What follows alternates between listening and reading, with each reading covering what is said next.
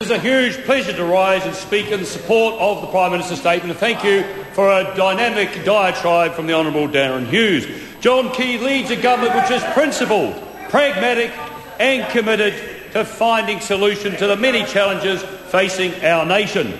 A nation which sadly has woefully underperformed under the previous arthritic administration.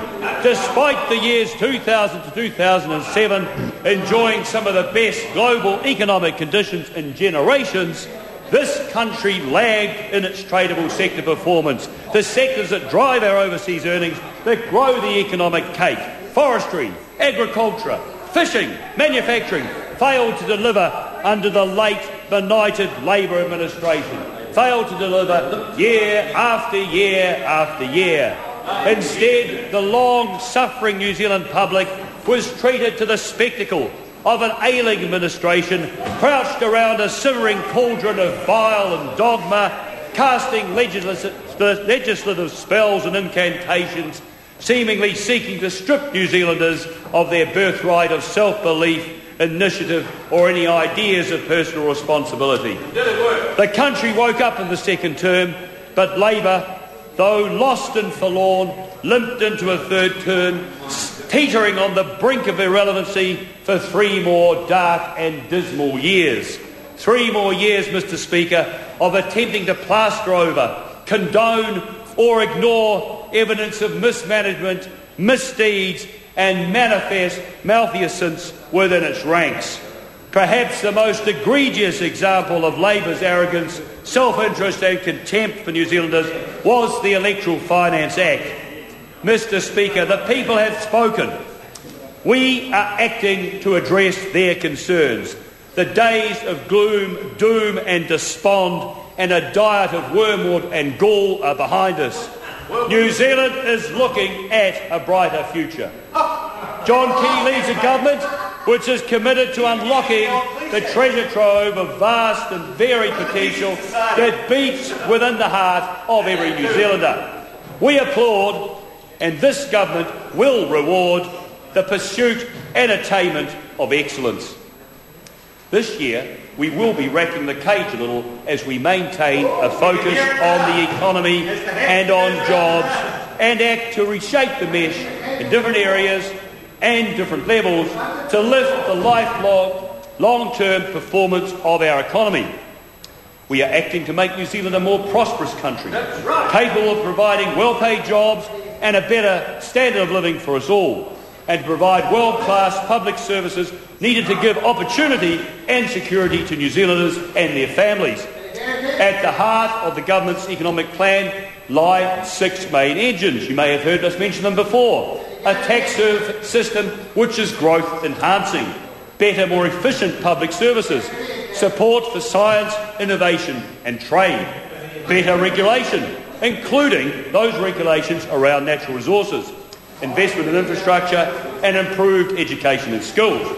We are acutely conscious that New Zealand's wealth is ultimately generated by the private sector. The Manukau-Manurewa area, where I'm privileged to be National Support MP, is a perfect example of the mix of small firms, big companies and sole traders who generate the jobs, the profits and the return on investments that drive our economy. The government agrees with the Tax Working Group that New Zealand relies heavily on taxes most harmful to growth, as intimated earlier by the Honourable Stephen Joyce, particularly corporate and personal income taxes. There is a hole in the tax base around taxation of property, and that there are real risks to the sustainability of the tax revenue base itself. We need a tax system, and New Zealanders deserve a tax system that encourages savings, boosts the productivity of investments, which is fair, easy to comply with and administer, and which encourages people to work hard, improve their skills and get ahead right here in New Zealand. We will be announcing measures to achieve these ends as part of the budget in May. We are also acutely conscious that New Zealand's future economic performance depends to a large extent on generating and using new ideas. As a country, we have a proud track record of innovation, and New Zealand companies regularly produce well-beating products and services. We aim to support them. This year, the government will invest up to $40 million in the Primary Growth Partnership, alongside industry, in research and innovation to boost New Zealand's primary, forestry and food sectors. We are also investing significantly in the Domestic Centre for Greenhouse Gas Research and in the Global Research Alliance to drive much-needed investigation of agricultural greenhouse gas emissions. The potential value of intellectual capital generated in this field is enormous. We believe Crown Research Institutes are centres of excellence that could do more to drive growth. We will be introducing measures to facilitate commercial realisation of their research and knowledge and thus grow the economic cake. These are just two spaces we are working in. We promised a brighter future. We are acting in these and many other areas to create a more prosperous nation and to make that brighter future a reality. We're not perfect. We haven't got a magic wand, and we can't change things overnight. But the feedback I'm receiving from the hard-working citizens of the Manurewa electorate tells me our efforts are making a difference. Let me tell you of my experience there just 2 days ago. Monday morning, just before 6:30 a.m, I was at the Manurewa railway station meeting members of the electorate and offering them a copy of this government's 2009 report card. Being hard-working individuals, ambitious for themselves and their children, they read them avidly.